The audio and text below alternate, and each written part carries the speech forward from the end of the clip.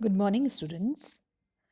राजस्थान के भूआकृतिक प्रदेशों के विभाजन में आगे बढ़ते हुए आज हम चौथे विभाजन दक्षिण पूर्वी पठारी प्रदेश की बात करेंगे। राजस्थान का ये दक्षिण पूर्वी पठारी प्रदेश राजस्थान के 9.6% भूभाग को घेरे हुए है और चंबल नदी के सहारे पूर्वी भाग में विस्तृत है।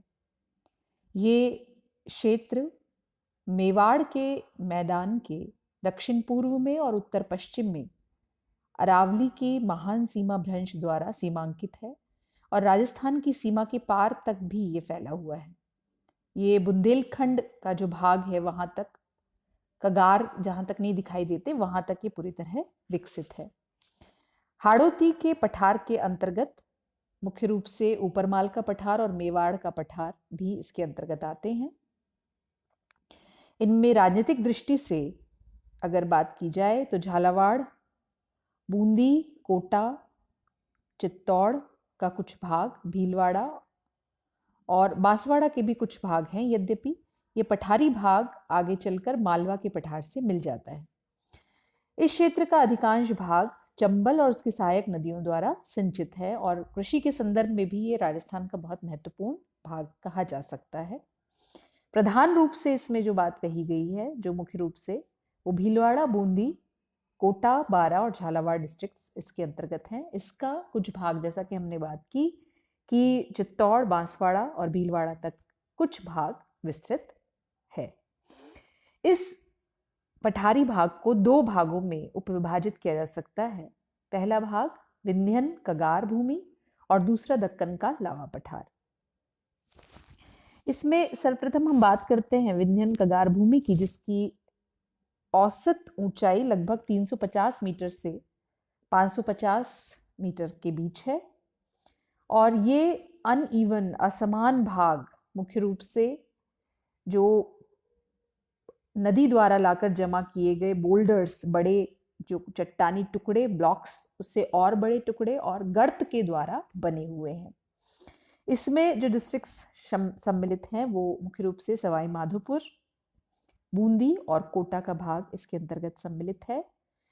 इसका निर्माण चंबल और सिंध बेसिन के क्षेत्र में इसे सैंडस्टोन के द्वारा मार्क किया जा सकता है, जिसे स्लेटी पत्थर कहा जाता है। वो स्लेटी पत्थर और बलुआ पत्थर से, बड़े बड़े बलुआ पत्थर से भी ये निर्मित है। इसी संदर्भ में जब दूसरे उपविभाजन की बात करते हैं तो दक्कन का लावा पठार बहुत महत्वपूर्ण है, जो कि विंध्यन प्लेटू के पश्चिमी भाग में मौजूद है और इसके 3 कंसेंट्रिक जो कगारी भाग हैं, लेयर्स हैं, वो बनी हुई हैं। कगार 3 संकेंद्री कगारों के रूप में विस्तृत है। ये 3 संकेंद्री कगार प्रमुख बलुआ पत्थरों की, जो शिलाओं के बीच स्लेटी पत्थर भी मिलते हैं। इसमें दक्षिण पूर्वी राजस्थान की भौतिक इकाई ऊपरमाल के नाम से जानी जाती है और ये पथरीली भूमि है जिसमें कोटा, बूंदी पठारी भाग सम्मिलित हैं। इसमें दक्कन ट्रैप लावा के जमाव दिखाई देते हैं, जिसमें मुख्य रूप से चंबल और इसकी सहायक नदियों जैसे काली सिंध और पार्वती ने कोटा में एक समकोणीय, ये त्रिकोणीय कांपीय बेसिन का निर्माण भी किया है। बूंदी, मुकुंदवाड़ा की पहाड़ियां भी इस पठारी भाग में हैं और नदियों द्वारा, चूंकि चंबल और उसकी सहायक नदियां प्रवाहित होती हैं, तो कई पठारी भाग को भी कई भागों में काट छाट दिया गया है नदी के इरोजन के द्वारा।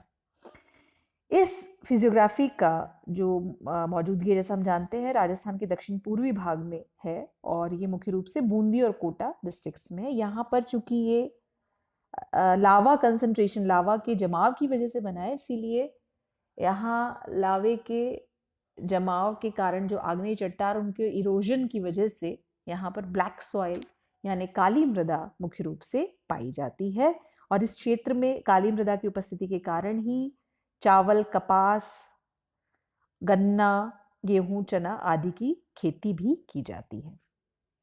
ये मैप प्रदर्शित करता है इनके सब डिवीजन को। यहाँ पर हम देख सकते हैं ये विंध्यन सब डिवीजन पार्ट है और हाड़ौती का जो प्लेटू है इसमें, ये वाला भाग दक्षिण का भाग दक्कन लावा प्लेटू के नाम से, जो कि इसी का जो दक्कन का लावा, दक्कन का पठार है भारत का, उसी का फर्दर एक्सटेंशन कहा जा सकता है।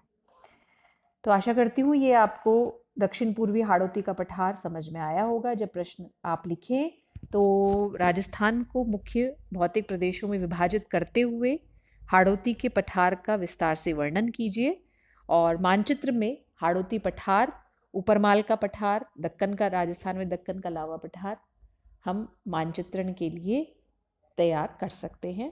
Thank you and take care.